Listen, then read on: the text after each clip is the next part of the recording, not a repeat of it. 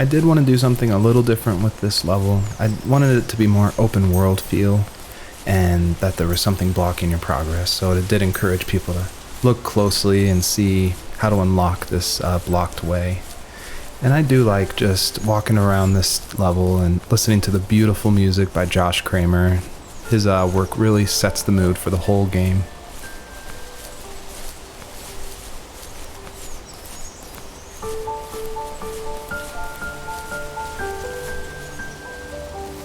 My dad built a lot of stuff in his free time.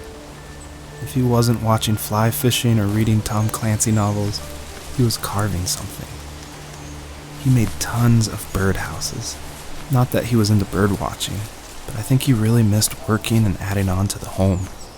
If he couldn't afford the time to build onto our own house, he would have to settle with watching birds move into their little homes.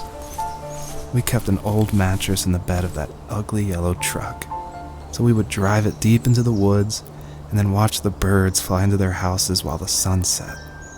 Usually it was accompanied by venison jerky or a cold Coke, but not a lot of talking, which is how we both liked it.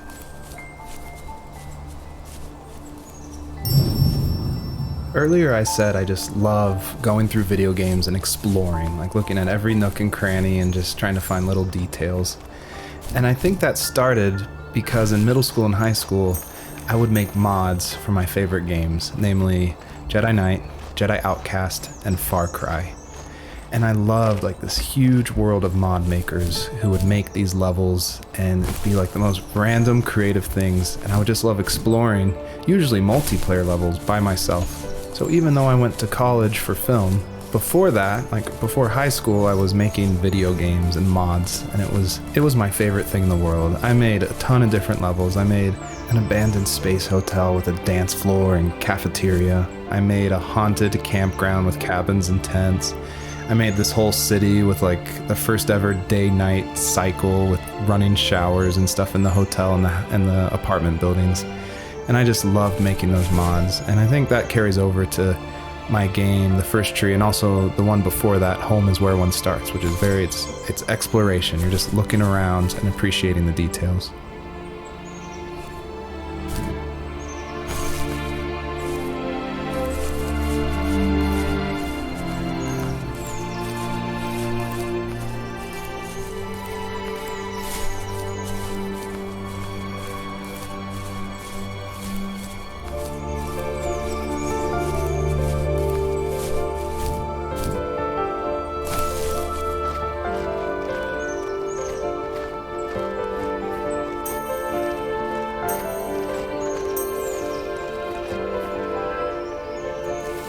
We were happiest underneath the evergreens. We decided it was time to finally map out the hundreds of acres we lived on just to pass the time during the summer. He was only free in the evenings, so I would spend the day wasting time on dial-up internet and sketching, and then we would rush into the woods, pen and map in hand, before evening fell. Sometimes, the aurora borealis would cast a cold green glow on the mountainside, and we would finish our route underneath a twilight sky. Sometimes I was lonely during those summer days, but there was comfort in the routine. A lot of teenagers aren't looking for the daily grind, though. There's nothing wrong with wanting to get out, to leave your childhood home. You wanted to progress, to make something of yourself. Yeah, you're right.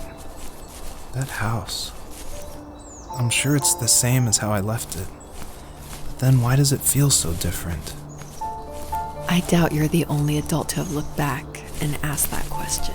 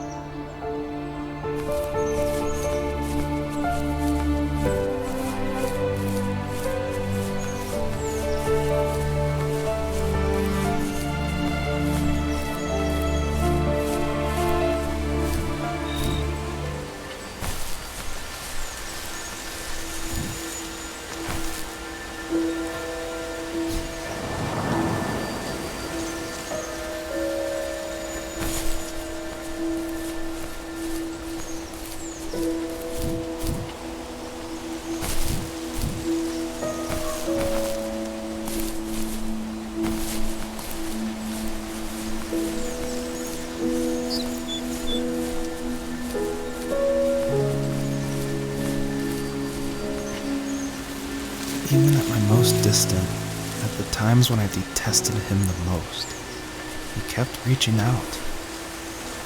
For a year straight, he asked me every week when we were going camping. I thought he was just dense.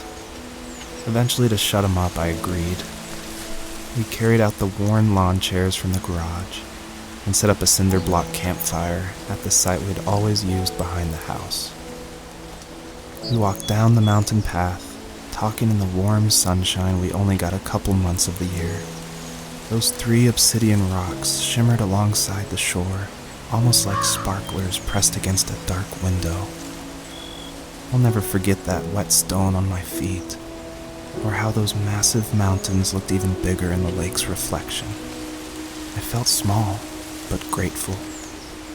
As the sun set, my dad found something I hadn't seen for a long time. The tree where I'd made my first carving when I was 6. I hadn't even carved it. My dad had helped me, but I still called it my tree. Something about seeing my name there made me open up, and we talked about everything that night in that old camouflage tent.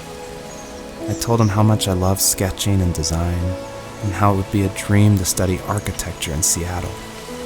I told him how I didn't get along with my friends much anymore, but that I didn't mind being alone. He told me he was there for me, and he joked that if all he had to do was write my name on a tree to finally get me to talk, he would have left me carved logs with novels on them in front of my room every morning. I don't know why it took me that long to realize it, but it was then I knew how much he had sacrificed for me.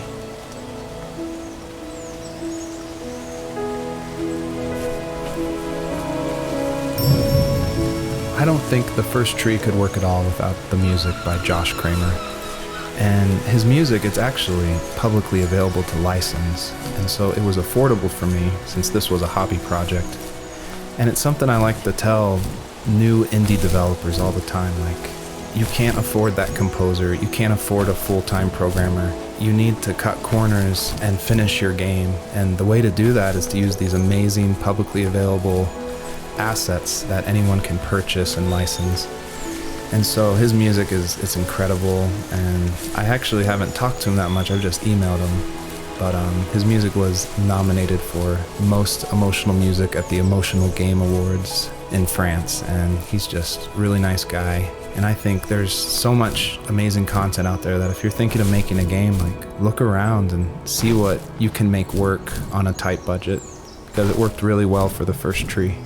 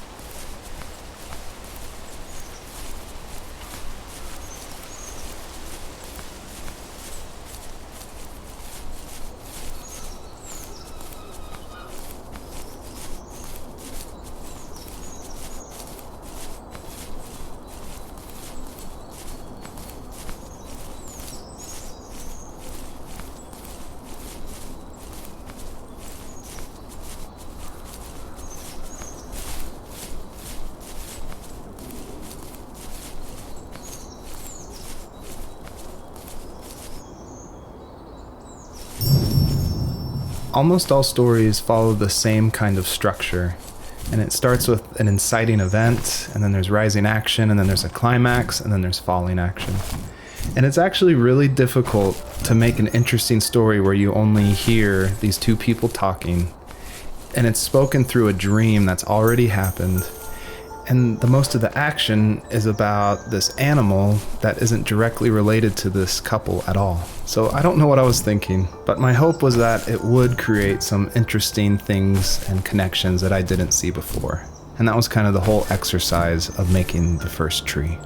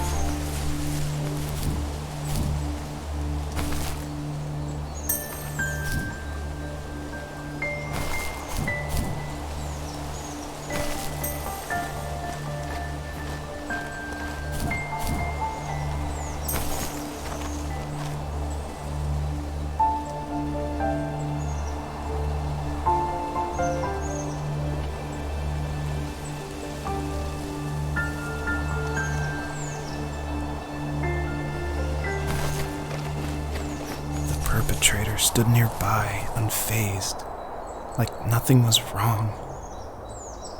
My dad is dead, and he's never coming back, Rachel. I can tell you these stories, but I can never reminisce with him again.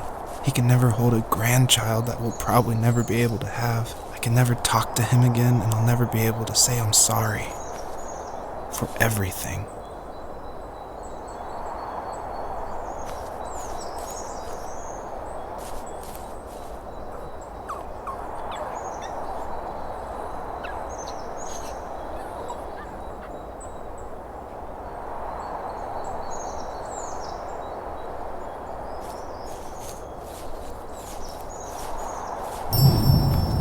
It was really important to me that the wolf in this story that takes the fox's cubs, that it wasn't explained at all.